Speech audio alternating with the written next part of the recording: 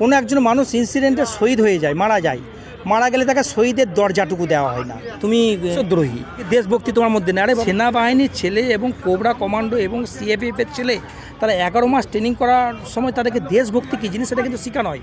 অতএব তাদেরকে যদি দেশভক্তির প্রমাণ দিতে হয় তাহলে এই দেশের হাল কী হতে পারে। 20 বছর চাকরি করার পরে তার পেনশন নেই, একবার এমএলএ এমপি বানলে তার পেনশন আছে, এটাই বাস্তব সত্য।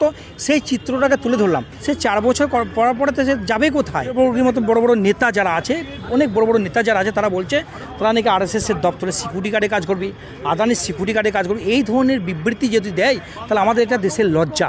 এবং প্রেস ক্লাব কলকাতা, এখানে আমাদের মূল দাবি ছিল আমাদের centre arm police ex welfare association rebel ফাউন্ডেশনের তরফ থেকে যেটা হচ্ছে আজকে এক্স ওয়েলফেয়ার যেটা বলছে আমাদের সেনা এবং CAPF centre arm police ex ম্যানদের তাদের সেইভাবে ধ্যান দেওয়া হচ্ছে না। প্রথম কথা হচ্ছে নাম্বার 1 পয়েন্ট হচ্ছে আমরা আর্মস নিয়ে ডিউটি করার পরে যখন আমরা আর্মস ছেড়ে এক্স হয়ে যায় তখন কিন্তু সেই ভূমিকা দেখানো যায় না, তাদেরকে সিভিল হিসাবে দেখানো হচ্ছে সরকারের তরফ থেকে। কোনো একজন মানুষ ইনসিডেন্টে শহীদ হয়ে যায়, মারা গেলে তাকে শহীদের দরজাটুকু দেওয়া হয় না। নাম্বার 2, নাম্বার 3 যে 1 ম্যান 1 পেনশন, যে পেনশন সিস্টেম আমাদের ভারতবর্ষে, যে পেনশন 20 বছর চাকরি করার পরে তার পেনশন নেই, একবার এমএলএ এমপি বানলে তার পেনশন আছে, এটাই বাস্তব সত্য। সেই চিত্রটাকে তুলে ধরলাম।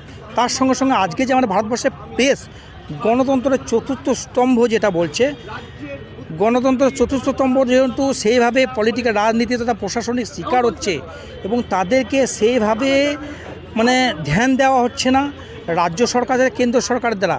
অতএব তাদের যে ন্যায্য দাবি, তাদের যে সম্মান, তাদের যে নৈতিক সম্মান, যাতে তারা সম্মান পায়, সঠিক বিচারটা পায়, তারা সমাজ এবং দেশের কথা তুলে দিচ্ছে, তারাই আজকে বঞ্চিত, সেই ব্যাপারে কথা তোলা। এবং আজকে দেখুন ইন্ডিয়ান আর্মিতে একজন সেনাবাহিনী যখন ডিউটিতে ঢোকার পরে 4 বছর তাকে প্রফেশনাল পিরিয়ডে রাখা হয়। সেই পিরিয়ডটা বাদ দিয়ে আজকে 4 বছরের মধ্যে তাকে রংরুট যাকে বলে, তাকে 4 বছরের পর তাকে এক্স করে দেওয়া হচ্ছে। সে 4 বছর পড়ার পরে সে যাবে কোথায়? তার কোনো জায়গা নেই। এবং বিজেপির কিছু নেতা, যেমন কৈলাস বিজয়বর্গীর মতো বড় বড় নেতা যারা আছে, অনেক বড় বড় নেতা যারা আছে তারা বলছে তারা নাকি আরএসএসের দপ্তরে সিকিউরিটি গার্ডে কাজ করবি, আদানির সিকিউরিটি গার্ডে কাজ করবি। এই ধরনের বিবৃতি যদি দেয় তাহলে আমাদের এটা দেশের লজ্জা।